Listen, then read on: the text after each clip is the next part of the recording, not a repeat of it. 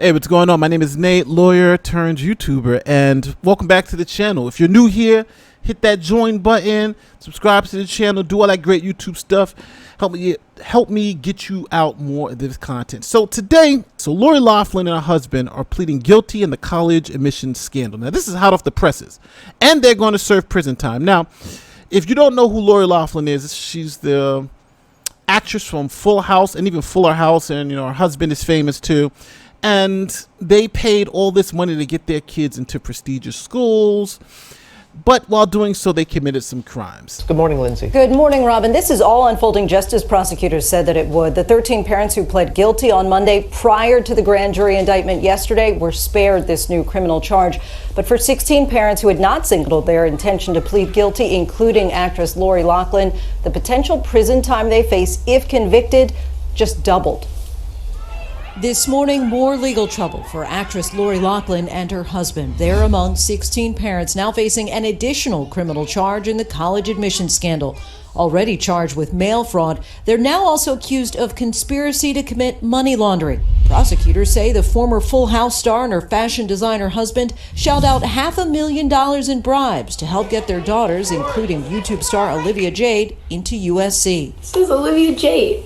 This new charge comes just one day after actress Felicity Huffman and a dozen other parents agreed to plead guilty to mail fraud conspiracy. Do you plan to fight this? The Desperate Housewives star stone-faced as she left federal court last week in Boston.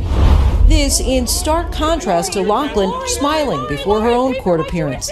Now, I don't know if you guys remember, but Felicity Huffman, the Oscar-winning actress, she actually pleaded guilty and did like 2 weeks in prison, right? She took the original deal. It was like, yo, I'm guilty. Let me do my 2 weeks and call it a day. Lori Loughlin, she didn't take the deal. She was just kind of saying like, yo, I'm not going to take this deal. So she didn't take the deal, and they wanted to fight a little bit more. So later on, prosecutors added more charges, and those more charges put both her and her husband in jeopardy to get a lot more time in jail.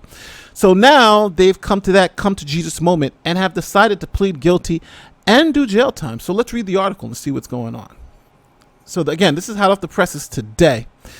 Actress Lori Loughlin and her fashion designer husband agreed to plead guilty to charges connected to their roles in the massive college admissions scandal.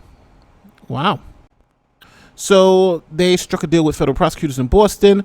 The Fuller House actress and her husband agreed to serve time in federal prison for allegedly passing off their daughters as elite athletes and securing their admission to the University of Southern California, federal prosecutors said in Boston. Let me blow this up a little bit more so we can have a better view.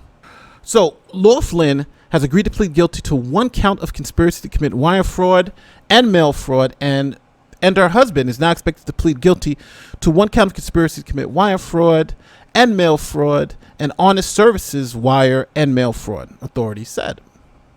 If the federal judge signs off on the deal, Loughlin will spend 2 months in prison and pay a $150,000 fine, be subject to 2 years supervised release, and perform 100 hours of community service, prosecutors said. So she is getting, that is a significantly higher punishment than Felicity Huffman got, because now she has to spend 2 months in prison, not just the 2 weeks Huffman got.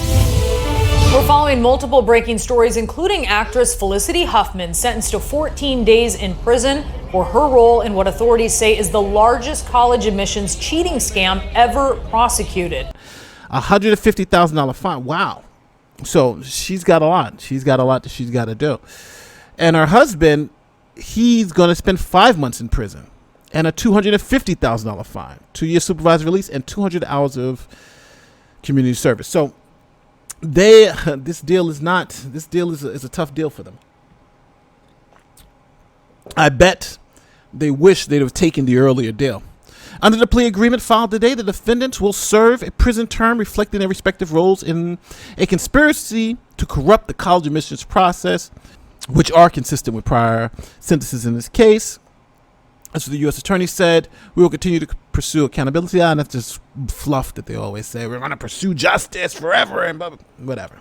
The couple was dealt a legal setback earlier this month when a judge sided with prosecutors against defense lawyers' argument that FBI agents improperly pressured the operation's ringleader, Rick Singer, who is a cooperating witness, to give incriminating evidence against the defendant. So it seems like they were trying to make an entrapment case. They forced this guy to do stuff like give up this evidence, and that's why he was doing it. So they were more or less trying to make up the entrapment defense, it seems like, but the judge wasn't buying it.